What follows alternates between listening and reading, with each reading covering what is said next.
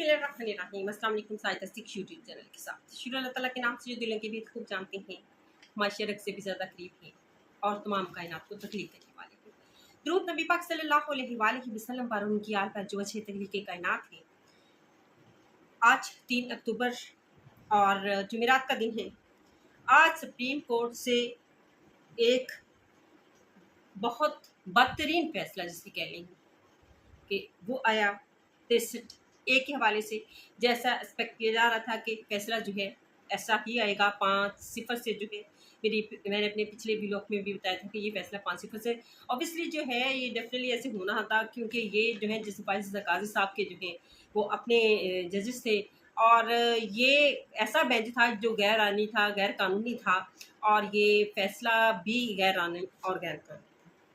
अब जो है इस की समात के हवाले से थोड़ा सा जो है समात पर हम थोड़ा फोकस करते हैं, फिर इसके बाद जो है बाकी दूसरी तरफ आती है कि पीटीआई के जो इसके वकील थे जफर अली साहब, उन्होंने कहा कि इमरान खान साहब जो हैं वो वीडियो लिंक के ज़रिए जो है वो इस पेशी में जो है शरीक होना चाहते हैं, जिस पर साहब ने इनकार कर दिया।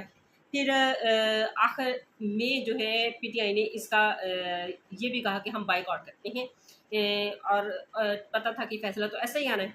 अब बाइकआउट का कहा तो इस पर जो है चीफ जस्टिस ने जो है बैरिस्टर ज़फ़र अली साहब को जो है एक पेशकश की और बैरिस्टर ज़फ़र अली ने वो पेशकश कबूल कर ली। इंतहाई वैसे अफसोस की बात है, दुख की बात है, ये उम्मीद नहीं थी बैरिस्टर ज़फ़र अली साहब से कि वो ये पेशकश जो है वो कबूल करेंगे। वो पेशकश थी मामूनत करें, माँ के सुप्रीम कोर्ट की इस केस के हवाले से आप जी मामूनत करें। तो जहाँ आपको बोलने दिया नहीं जा रहा था, जहाँ आपकी रिमार्क जो आप देना चाहते थे, जो आप समात के दौरान कहना चाहते थे अपने केस को डिफेंड करने के बजाय, इस पूरे आप 3-4 दिन से जो मुसलसल रोज़ रोज़ समात हुई इस केस की और किस लिए की जा रही थी सबको ये इल्म था। तो इसमें जो है वकला की उस दिन भी मैंने कहा था कि कोई तैयारी नहीं थी, बिल्कुल भी तैयारी नहीं थी। और आज तो उस बैरिस्टर ज़फ़र अली ने खुद को जो है वो एक्सपोज कर दिया कि उन्होंने इस मामले में बल्कि जो है सुप्रीम कोर्ट की जो है जिसे मामलत की और जिसकी उम्मीद कतई नहीं की जा सकती थी। आप छोड़ देते इसको, जो है इस मामले को यहीं पे रहने दे देते तो वो क्या ही अच्छा होता कि आप इसका बाइकआउट करके बाहर आ जाते।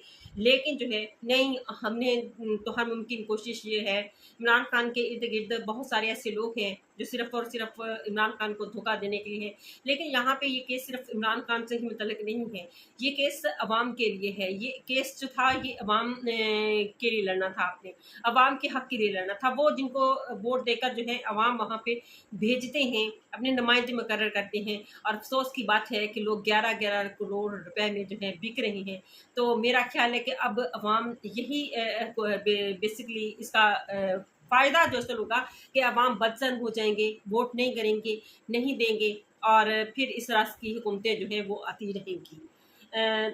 ये है। लेकिन अब जस्टिस मंसूर अली शाह से जो है वो लोगों को बहुत ज़्यादा उम्मीदें थी।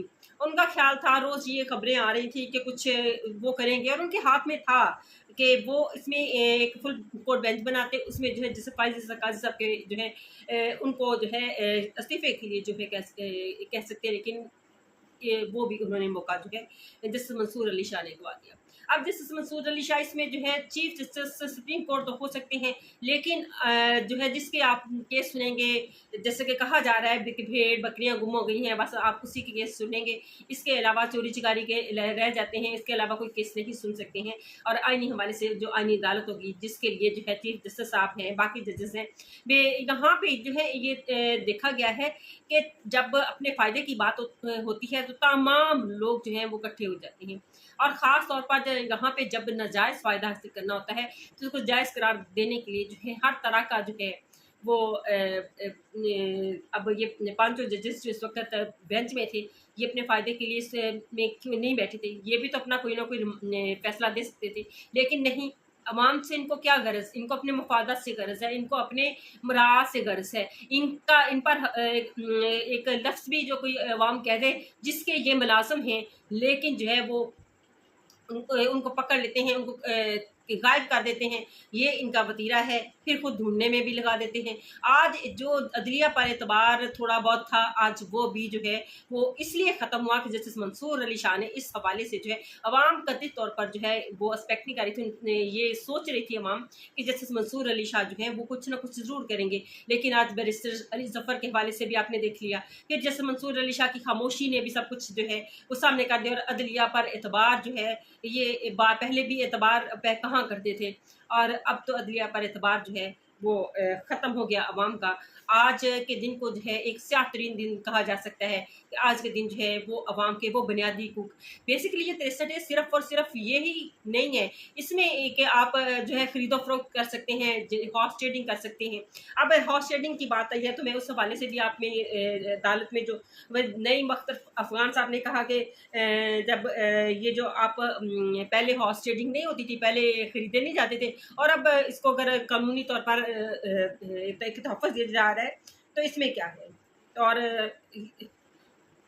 हैरत की बात है, अफ़सोस की बात है, अवाम ने अगर वोट बेचने तो फिर अवाम खुद ही बेच दे, अवाम से खरीद लिया करें, कोई कीमत रख ले वोटों की, 10,000 इतने पैसे हैं। जब आप इन एमएनएस को खरीदते हैं तो मेरा ख्याल है कि जो एमएनएस बिकते हैं तो अवाम को जो है उनका घेराव करना चाहिए। आप बजाय अदारों की तरफ जाएं, जो बिकता है उसका घेराव करें और वो अपने शहर में भी दोबारा ना आ सके, उसका इस तरह से घेराव किया जाए ये लोग जो हैं अपने शहर की तरफ रुख भी ना कर पाए, और इनको दोबारा वोट तो क्या उस इलाके में घुसने भी ना दिया जाए, तब जाकर जो है वो अवाम को जो है खुद ही इस सिलसिले में जो है वो फैसले करने होंगे। नहीं तो यही हाल जो है वो आपके सामने है जो होता रहेगा। और इसमें हम जब बात करते हैं आज़ादी की, हमारी इसमें आज़ादी ख़त्म, इसमें कोई भी सरकारी जो ओहदे पर है किसी भी वक़्त जो है हुकूमत की तरफ से जो है उसको हटाया जा सकता है। हुकूमत कोई भी उसका जो है जवाज़ बनाकर कह सकती है कि ये इस ओहदे पर इसलिए कायम नहीं रह सकता, वो अदलिया की तरफ नहीं जा सकता।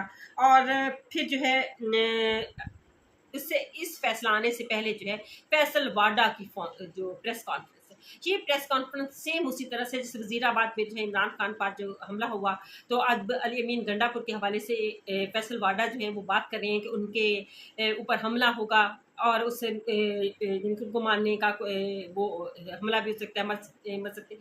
ये फैसल वाडा जो है ये है क्या, ये इस तरह के बयान जब देते हैं, और आपको याद है कि इसने पहले भी इस तरह का दिया था, तो कहीं न कहीं से इसको कोई ना कोई खबर तो मिलती है। और ये जब उसके बाद इसने कहा कि वहाँ खून-खराबा होगा, और खून-खराबा तो हुआ कि गोलियाँ चली जिसमें इमरान खान के जो है वो टाँग पे जो है वो गोलियाँ लगी।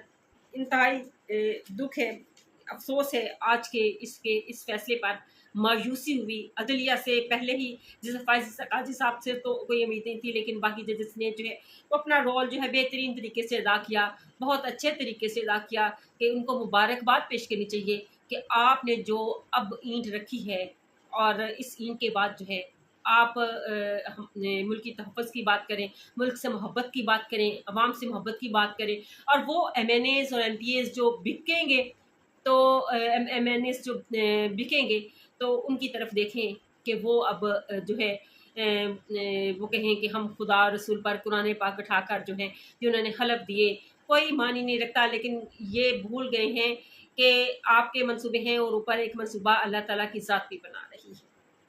और अब ये 2 दिनों में देखिएगा कौमी असम्बली का इजलास भी हो जाएगा, सेनेट का भी हो जाएगा, फिर इस बिल की जो है फ़ौरी तौर पर जो है इसको मंजूरी भी हो जाएगी, और 63A की, और इस तरह से जो है जायज़ करार दे दिया जाएगा, कपड़े पहना दिए जाएंगे इन एमएनएज़ को, आइन के कपड़े पहन के जो है ये अपना वोट अपनी पार्टी से मुनहरफ होकर जो है वो दूसरे को जो है वो दे सकते हैं। ये हमारी अदलिया है, ये हमारी एमएनएज़ हैं जिनको मुंतखब किया, जिन्होंने वोट लिया किसी और पार्टी के नाम पर, और फिर आज। लेकिन दुःख सिर्फ इस बात का नहीं है कि वो वोट किसको दे रहे हैं और किसको नहीं दे रहे हैं, दुःख इस बात का है कि ये अवाम इनके हकूक़ सर्व करने के लिए एक नया जो है जवाज़ ढूँढ लिया गया है, और इस जवाज़ के लिए जो है इसका जवाज़ का जवाब जो है सिर्फ अवाम के पास है और किसी के पास नहीं है। तो इसके साथ जो है इजाज़त चाहूँगी। अल्लाह हाफ़िज़।